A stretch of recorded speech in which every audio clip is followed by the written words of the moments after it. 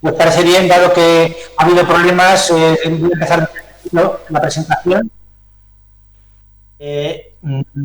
La presentación sobre implicaciones transversales de las medidas de control de la epidemia.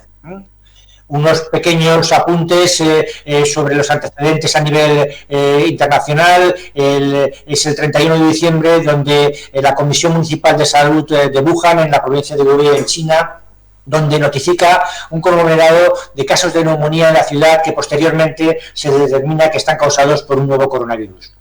Es el 13 de enero ya del 2020 cuando se confirma oficialmente un caso de COVID-19 en Tailandia, que es el primero que fue registrado fuera de China. Y ya el 30 de enero, es decir, un mes después, el director general de la Organización Mundial de la Salud declara que el brote por el nuevo coronavirus constituye una emergencia de salud pública de importancia internacional. En estos momentos hay unos 7.800 casos confirmados en todo el mundo, la mayoría de ellos en China, y solamente 82 en 18 países. La declaración de una emergencia de salud pública de importancia internacional es un hecho contemplado en el Reglamento Sanitario Internacional de máximo nivel que solo se ha activado en 5 ocasiones. El 11 de marzo del 2020, la OMS determina que el COVID-19 puede caracterizarse como una pandemia. Esto lo vemos claramente en la imagen de la actualidad. En la actualidad vemos que la distribución es mundial. A fecha del 1 de septiembre tenemos más de 25 millones de casos confirmados y que se incluyen 835.000 personas fallecidas. Vemos la importancia y la dimensión de esta pandemia en una que hace muchos años, tiempos que no se contemplaba para una pandemia. En España estamos hablando de que hay 170.000 casos confirmados, de los cuales unos 134.000 han precisado hospitalización y han fallecido unas 29.000 personas. En la gráfica podemos ver el gran pico que hubo entre los meses de marzo y abril, que fue disminuyendo gracias a las grandes medidas restrictivas que se implantaron y que posteriormente ya en julio, sobre todo ahora en agosto y en septiembre, pues ha vuelto a haber unos rebrotes que están configurando la situación actual, que si bien en cuanto a cifras pueden ser similares, no tiene nada que ver en cuanto a la situación de impacto en el sistema sanitario y en la gravedad de la situación en la que nos encontramos. Ante esta situación son múltiples las acciones, los planes, las estrategias que se han llevado a cabo para controlar la situación y combatir esta nueva crisis sanitaria provocada por el coronavirus COVID-19. Entre todos los ámbitos y todas las esferas que se han abordado, pues una de ellas es efectivamente los tránsitos internacionales, las acciones que se realizan a nivel de los movimientos internacionales de las personas. Para focalizar un poco el impacto que tiene ese movimiento internacional de personas en el número de casos, vemos que desde el 11 de mayo se han producido en España 1.567 casos importados, lo que supone un 0,6% del conjunto de los casos que se han diagnosticado en España. Vemos que es un impacto pequeño, es un impacto no muy relevante, porque realmente el problema reside en la distribución comunitaria de los casos, en los brotes comunitarios que se producen. Efectivamente, a España llegó el coronavirus a través de un caso importado, al igual que a todos los países. Eso es lo que ha provocado que sea una pandemia. Es importante el establecer medidas de control a nivel internacional, pero realmente lo que es mucho más importante es tener controlada la situación epidemiológica a nivel nacional para poder limitar que esa distribución comunitaria se produzca.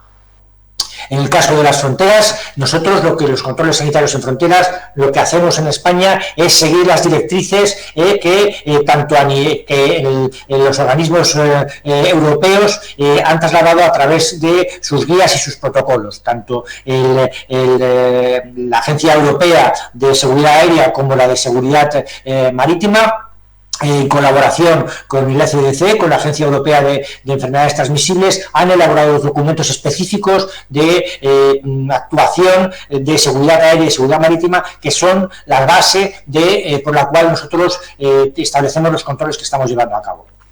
Controles que se basan en 3 líneas de actuación. Según llega un viajero internacional, se le someten a 3 niveles de controles. Un control documental en base a lo que se denomina el Passenger Locator Card, que es un formulario establecido a nivel internacional por la OACI, la Organización Internacional de Aviación Civil. También se hace un control de temperatura y un examen visual. En el caso de que no haya ninguna sospecha, porque nosotros lo que detectamos son sospechas, no tenemos capacidad diagnóstica en los aeropuertos, tenemos que detectar sospechas solamente. En el caso de que no haya sospecha, se le da un código verde, se le da un apto y puede entrar directamente en el país. En el caso de que haya alguna sospecha porque se active en alguno de estos 3 controles, en ese control primario pasa a un segundo control, un control secundario, que es ejecutado por equipos médicos, tanto formados por médicos y enfermeros, que evalúan ya con la persona realmente esa sospecha, y si se mantiene esa sospecha, es el equipo de inspectores de sanidad exterior el que, una vez valora la derivación, porque se confirma realmente esa sospecha, la derivación a los servicios sanitarios de las comunidades autónomas para que se hagan las pruebas diagnósticas correspondientes, y en el caso de que se desactive pasaría al canal verde, al canal de entrada. El control de temperatura, inicialmente lo hacíamos con termómetros manuales, todos por supuesto a distancia para no tener contacto, pero en la actualidad ya en todos los aeropuertos internacionales tenemos implantados, en base a los convenios que hemos establecido con AENA, tenemos cámaras termográficas que permiten una muy alta agilización en el procedimiento de control. Está claro que tenemos que mantener unos niveles de seguridad elevados, pero tampoco tenemos que los controles sanitarios interferir lo menos posible en las dinámicas del funcionamiento del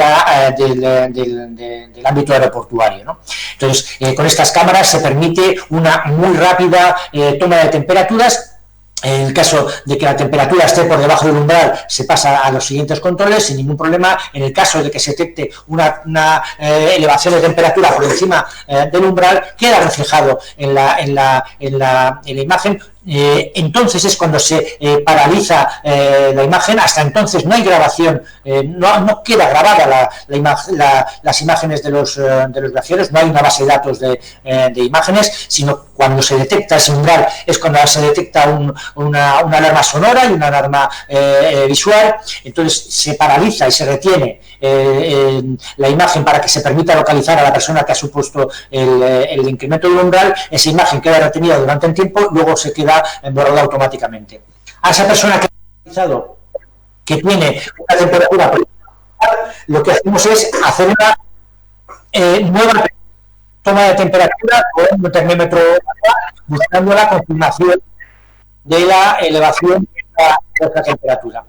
En el caso de que realmente se confirme que la temperatura umbral que tenemos en 35,5 es superior, entonces esa persona pasaría a control secundario. Si después de la comprobación manual vemos que ha podido ser por motivos que no se mantiene ese incremento de temperatura, pues pasaría también a control verde.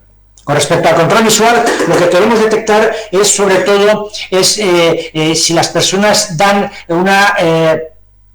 tienen un aspecto de estar padeciendo una enfermedad. Los de coronavirus son específicos. El incremento de temperatura se produce aproximadamente un 75%. No con la temperatura recogemos siempre la posibilidad de que haya personas que tengan coronavirus. Entonces, lo que buscamos son síntomas que puedan detectar que esa persona está padeciendo una enfermedad. Pues que tiene tos, que tiene un quebrantamiento general, que tiene una hipersudoración. Entonces, eso es lo que buscamos con el control visual. Y en el caso de que detectemos a alguien que tiene esta situación, que nos da la sospecha, pasaría a una evaluación del control secundario, del control médico. Y por último, tenemos el control documental, que, como digo, está basado en sus orígenes en la Passenger Locator Card y que lo que supone es el control documental de la persona. Voy a pasar un pequeño vídeo para que veáis un poco cómo es el funcionamiento que, en términos generales, tiene el procedimiento. Si está pensando en viajar a España, prepare su maleta y no olvide obtener su nuevo código QR personal para poder pasar el control sanitario en el aeropuerto de llegada. Le explicamos cómo hacerlo en 3 sencillos pasos que deberá seguir si ha elegido como destino España. Antes del viaje, complete su formulario y obtenga su código QR personal en la página web o en la app móvil SPTH, Spain Travel Health. Puede empezar cuando quiera, pero solo podrá rellenar las preguntas sanitarias y aceptar el formulario durante las 48 horas previas a su llegada a España. Necesitamos que sus respuestas sean cercanas a la fecha del viaje para proteger su salud y la de los demás. En el aeropuerto, muestre el código QR de su viaje en el lector habilitado en la terminal de llegada del aeropuerto de destino.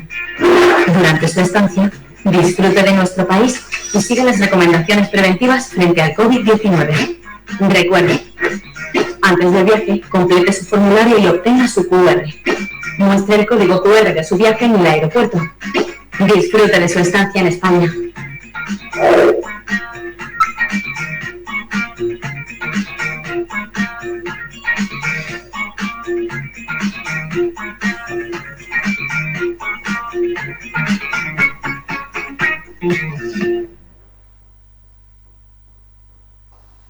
Bueno, como hemos dicho, el objetivo de este control documental tiene 2 niveles de actuación. Uno, el poder tener datos identificativos de la persona para su localización, que es el objetivo de la Passenger Locator Card, y luego también se han incluido adicionalmente una serie de cuestiones vinculadas con el COVID para valorar si esta persona ha estado en riesgo por haber estado en contacto con un posible caso de COVID, como veremos posteriormente.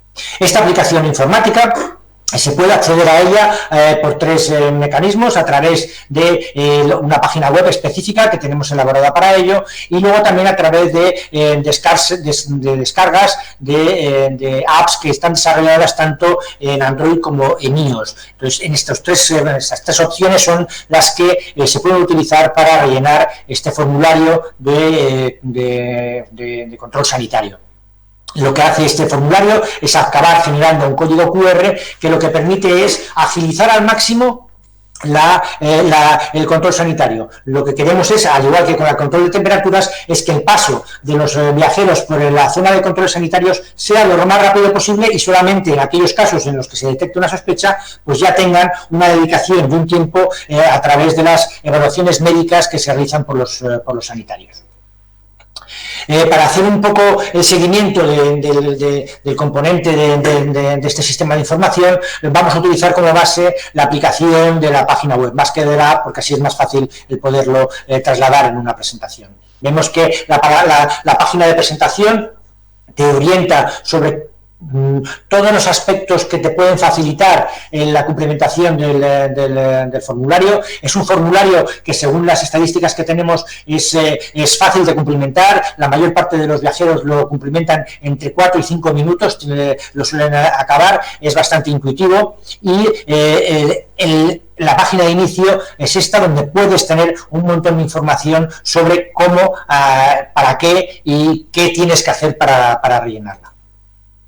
Inicialmente lo que necesitamos es la confirmación de que la persona con la que estamos tratando es con la que queremos tratar. Para ello tenemos que solicitar lo que son los datos que hacen identificativo el proceso viaje-viajero-vuelo, y aquí en esta pantalla es donde ya se le da toda la información de carácter legal que se contempla tanto en el Reglamento de Protección de Datos. Información que se puede, que vemos luego que se amplifica, y donde quedan referenciados todas las líneas de enlace que gracias a la gran colaboración que hemos tenido de la Agencia Española de Protección de Datos, pues hemos conseguido el que tengamos una información lo mejor posible para que el ciudadano pueda atender a todos los derechos que tiene en este ámbito, ¿no?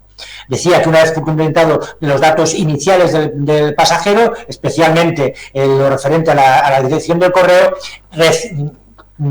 decía que tenemos, decía que tenemos toda la información relacionada con datos personales, que puede ser amplificada, como vemos aquí en esta pantalla que muestra el conjunto de información que facilitamos dentro de la propia aplicación.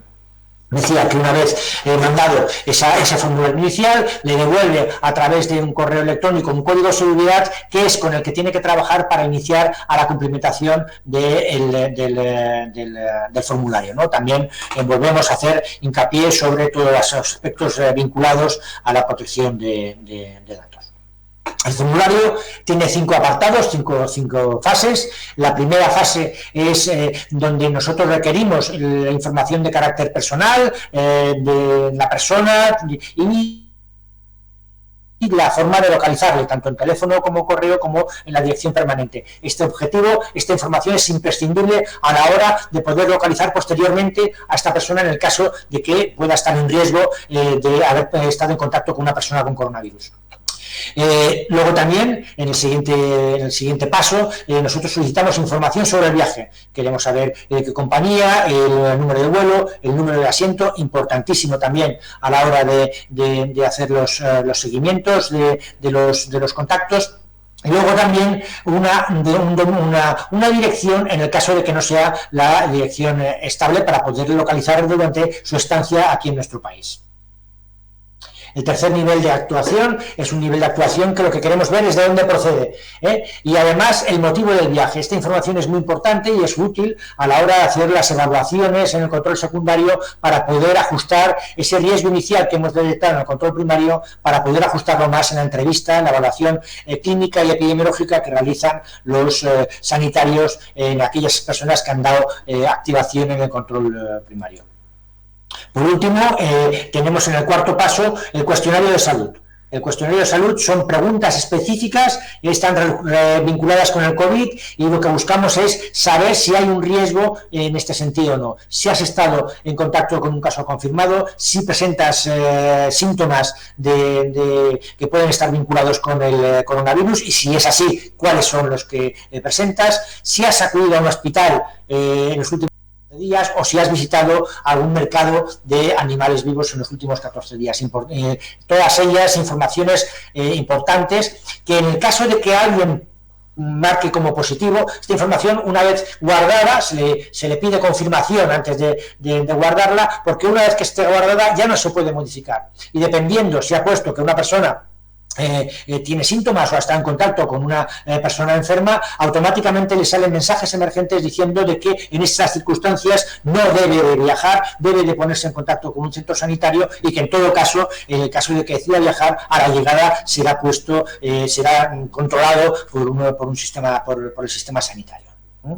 Por último, y para cerrar, también se le solicita una declaración responsable para que si en los 14 días posteriores a la entrada en España presenta síntomas, acuda a consulte telefónicamente con las autoridades sanitarias competentes. Para ello, una vez que se le manda el código QR, también acompañado con el mensaje, va la lista de los teléfonos de las comunidades autónomas, porque no hay un teléfono común en España, no hay un armonizado, cada comunidad autónoma teléfono específico que da la relación de todos los teléfonos, que luego se individualiza cuando llegas a España. Una vez que llegas a España y pasas el código QR, recibes también un correo electrónico ya con el teléfono de la comunidad autónoma que has señalado tú como destino donde vas a residir. Una vez que marcas, aceptas estas condiciones, finaliza el proceso y acaba el formulario. Esto supone que se genera un código QR. Ese código QR solamente se envía en un plazo de 48 horas antes de las preguntas sanitarias, solamente se pueden complementar en ese momento para estar lo más cerca posible de la llegada del viajero. Y como digo, esto genera el envío de un código QR a través de un mensaje que puede ser importado en el teléfono, puede ser impreso para el momento de cuando llega al aeropuerto sea leído en los controles que hay a tal efecto. La aplicación va acompañada de un montón de ayudas sobre cuestiones que faciliten la cumplimentación del formulario, faciliten la comprensión del formulario, faciliten informen también de los derechos que tiene la persona a nivel de protección de datos, y que es unos fax que estamos alimentándonos también continuamente en base a aquellas consultas, a aquellas dudas que nos llegan a través de los correos que tenemos habilitados para consultar en caso de que tengan dudas, ¿no? También, no solamente en lo que es la aplicación, sino también en qué es lo que tienes que hacer antes, durante y en el aeropuerto. También hay información que se facilita a través de la página web, así como, por supuesto, información específica de cómo tienes que prevenir con los contactos, que son los consejos generales, que siempre es bueno el hacer un recordatorio de ellos. Hemos visto que el control, por tanto, tiene 3 niveles: el control documental, el control de temperatura y el examen visual. En el caso de que todo vaya bien, será un canal verde. En el caso de que alguna sospecha se active en alguno de los controles, se activará el código rojo, y es el que pasará al control secundario. Este es el control que se realiza físicamente en el aeropuerto, pero hemos dicho que además la información que tenemos de estos viajeros, pues es utilizada, pues puede ser utilizada posteriormente para hacer la búsqueda de contactos y de monitorización de los viajeros. Puede ser que un viajero haya viajado al lado de una persona que posteriormente es diagnosticada de coronavirus, por lo tanto ha estado en riesgo durante el viaje, y entonces tenemos que tener capacidad de localizar a este viajero para decirle que tiene que ponerse en contacto con un servicio sanitario, porque es un contacto de un caso diagnosticado. El procedimiento de localización de contactos está establecido a través de unas guías del ECDC, que son las guías Rágida.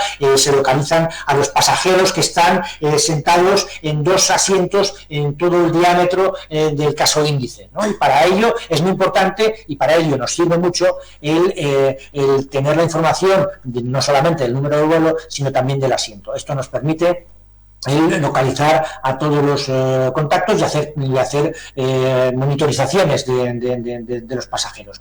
Y por último, por supuesto, la aplicación nos da una gestión de información que también podemos utilizar nosotros para poder orientar nuestras decisiones a nivel de controles sanitarios. Este es el informe que se puede generar cuando solicitamos información sobre un pasajero concreto: dónde ha estado esta persona. Tenemos los datos de que ahí ha podido ser un contacto o ha podido ser un caso diagnosticado, y queremos saber en qué vuelo ha estado, en qué número de asiento y los datos personales que tiene, y podemos obtener también información de todos los pasajeros que han estado en contacto directamente en ese vuelo.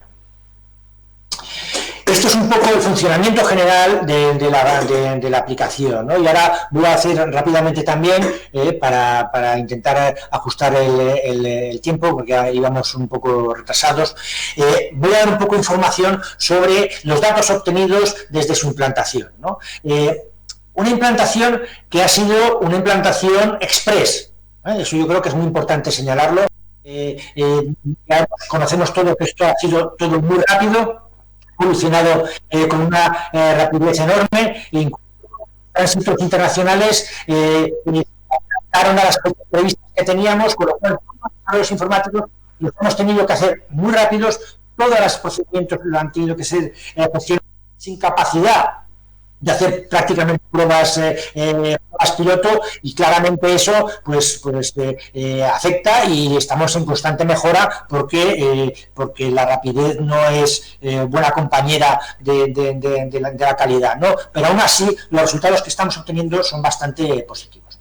Aquí estamos viendo el número de viajeros que han llegado, están quitados los 2 últimos ceros. Estamos viendo que son 4 semanas lo que estamos plasmando. A principio de agosto estábamos hablando de que llegaban a España unas 74.000 personas, de las cuales llegaban con el código QR, o sea, con datos informatizados, el 74% de las personas. Hay que tener en cuenta que el sistema llevaba implantado escasamente un mes, ¿no? Y que estamos hablando de que a nivel mundial son viajeros que proceden a nivel mundial, ¿no? A lo largo de este mes de agosto, en las 4 semanas estas, ya estamos en la fecha del 30 de agosto, la última no tiene datos valorables. En la fecha del 30 de agosto vemos que ha bajado, porque se ha notado que estamos en una situación muy distinta a la que estábamos en principios de agosto. La situación en España es peor, ha bajado sustancialmente el número de viajeros que han llegado. Estamos aproximadamente en unos 47.000 viajeros, de 45 a 50.000 viajeros, y el número de gente que está llegando con los códigos QR se ha incrementado hasta el 87%, ¿no? Vemos que las curvas se van acercando en el número de personas que tenemos con las QR, que ya vienen con las QRs a la llegada del aeropuerto. Vemos también la gráfica muestra los picos que vemos son los picos de fin de semana, porque estas ondulaciones son propias de las fluctuaciones de los viajeros. Hay una tendencia descendente y los picos vinculados a los fines de semana.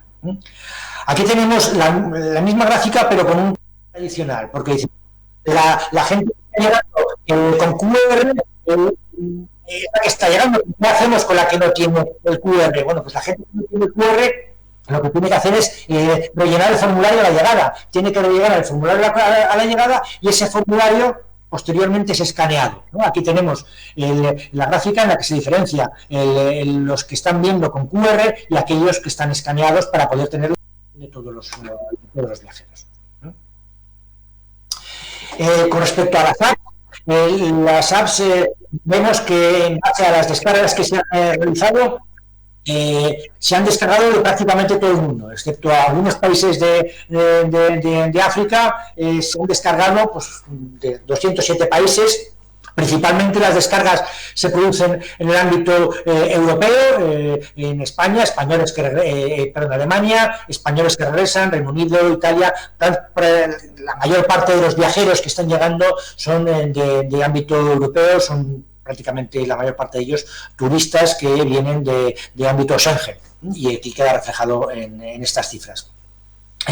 Aproximadamente estamos ahora que hay un número de viajeros más bajo, porque hemos llegado a tener en julio aproximadamente unos 90.000 viajeros diarios. Ahora estamos, como hemos dicho, en unos 45.000, 50.000. Aproximadamente ahora se están descargando unas 5.000 apps diarias, diferenciadas por iOS y por Android. Prácticamente son la misma cantidad las que se han descargado, unas 260.000. En total las descargas han sido más de medio millón de descargas. Si hubiera Android, facilitaron mucho la puesta a disposición de la app en sus markets. Apple, en cambio, pues nos costó bastante tiempo, prácticamente fueron 3-4 semanas las que tardaron en habilitar la autorización, en posicionar la app en la market, pero se ha hecho inmediatamente. Y como vemos, es prácticamente paralela las descargas que se producen de ambos sistemas operativos. Desde el 1 de julio, que es desde que se empezó a implantar el sistema de información, hemos controlado a prácticamente 3.900.000 personas. 3.900.000 personas en los controles aeroportuarios. De ellos, han dado control rojo unas 27.000 personas. El resto han sido todos códigos verdes. De estas 27.000 personas, 27.500, 27.000 lo han sido por el control documental, 369 por control de temperatura y 286 por control visual. Esas son las personas que hemos detectado nosotros en el control primario. Una vez que decíamos que que son detectadas en el control primario, que hay una sospecha inicial, esa sospecha tiene que ser evaluada por un equipo médico. Ese es el control secundario. En este control de secundario, la mayor parte de estas 27.000 fueron descartadas, totalmente descartadas, y solamente se mantuvo la sospecha 271. De estas, la mayor parte porque tenían un vínculo epidemiológico con alguien de coronavirus, 79 eran por contactos estrechos, 63 por clínica compatible por COVID aparte de la temperatura, y 48 por temperatura solamente con temperatura. Además, se detectaron a 26 personas que tenían una patología, pero que no supone un riesgo para la salud pública. Era gente que se había detectado pues, que tenían otras sintomatologías, pero que podría ser, pues eso, que ha saltado el umbral de temperatura, pero ha saltado el umbral de temperatura porque tenía un flemón, porque tenía un forúnculo, y entonces no es una patología que supone un riesgo para la salud pública, pero requiere una atención sanitaria, y estas fueron derivadas a los servicios sanitarios aeroportuarios o a los de las comunidades autónomas. El resto de estas 271 personas pasaron a evaluación por parte de los servicios de sanidad exterior. Los servicios de sanidad exterior, los inspectores, una vez evaluado, confirmaron que realmente había una sospecha fundada de coronavirus en 120 personas, y esas 120 personas son las que se derivaron a la comunidad autónoma para que evaluaran si eran o no casos de coronavirus. Esas son las determinaciones y las acciones que hacíamos en los controles, el resultado final de los controles sanitarios que hemos hecho en los aeropuertos. Pero además, como decíamos, también está toda la parte de búsqueda de contactos. La búsqueda de contactos estrechos es fundamental para poder localizar a aquellas personas que han estado en riesgo, con objeto de que antes de que den una sintomatología florida se haga una monitorización y un seguimiento de ellas para que acudan a un centro sanitario ante la más mínima sospecha. Hemos hecho búsqueda de contactos estrechos en 210 ocasiones, es decir, son 210 vuelos los que hemos investigado, y de estos 210 vuelos hemos detectado a 2.100 pasajeros, unos 10 personas por contacto, a las cuales ha habido que contactar para señalarles que han podido estar en riesgo. Estos contactos pueden ser gente nacional, con lo cual el contacto se realiza directamente, nosotros lo trasladamos a las comunidades autónomas y ellos se ponen en contacto con las personas para hacerles el seguimiento, pero también puede ser gente que resida en la Unión Europea, que han venido de vacaciones y la sospecha es posterior a la partida de España. Entonces nos tenemos que contactar con el punto focal de ese país a través de los mecanismos europeos de coordinación sanitaria, y si es de un país que no es de la Unión Europea, tenemos que utilizar los puntos focales de la Organización Mundial de la Salud para contactar con las autoridades sanitarias del tercer país. En definitiva, esto es el resumen de las actuaciones que hemos hecho. Efectivamente, los controles sanitarios en los aeropuertos tienen una efectividad limitada. Está claro de que no tienen una máxima efectividad, no se detectan todos los casos importados, ni muchísimo menos, pero tienen una función que hay que mantener. De hecho, todos los países lo mantienen. Y luego la importancia de tener localizados a todos los viajeros en el caso de que sea preciso contactar con ellos porque realmente han estado en riesgo. Con esto finalizo mi presentación, espero que les haya sido de utilidad y quedo a su disposición por si tienen alguna pregunta.